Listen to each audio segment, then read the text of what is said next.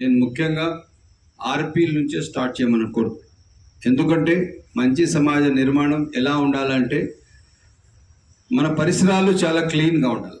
క్లీన్గా ఉండాలంటే ఎలా ఉండాలా, దానికి మెయింటైన్ చేయాలి. మీరు ఏం చేయాలి, ఇంటి బయటని ఒక 2 డస్ట్బిన్లు పెట్టి మీరు ఒక రోల్ మోడల్గా చూపించాలి.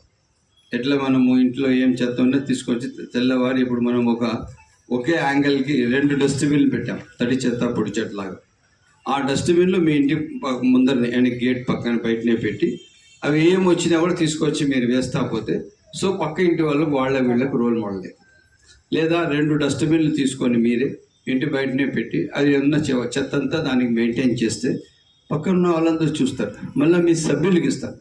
ఇప్పుడు మనం ప్రభుత్వం ద్వారా అందరికి ఇచ్చాము ఇంతకుముందు, నాకు తెలిసింది గుర్తుంటుంది.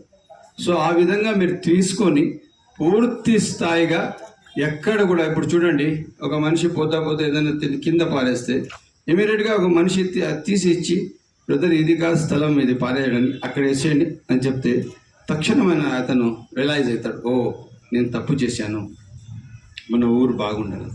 సరే పోతా ఒక మంచి టక్కని ఉమ్మేస్తారు, నిలబెట్టి ఒక టిష్యూ ఇచ్చి బ్రదర్ ఇక్కడ దీనిపైన ఉమ్ముకోండి, ఊరికి రోడ్డు గబ్బు చేయొద్దండి, మీరు కొంచెం క్లీన్ పెట్టాలి, మనందరి బాధ్యత ఊరు మనం క్లీన్ పెట్టుకోవడం అంటే రియలైజ్ అవుతారు. ఆ విధంగా మీరు కూడా మనం అందరం కలిసి ఒక మంచి సమాజ నిర్మాణం, ఊరు పరిశుభ్రత.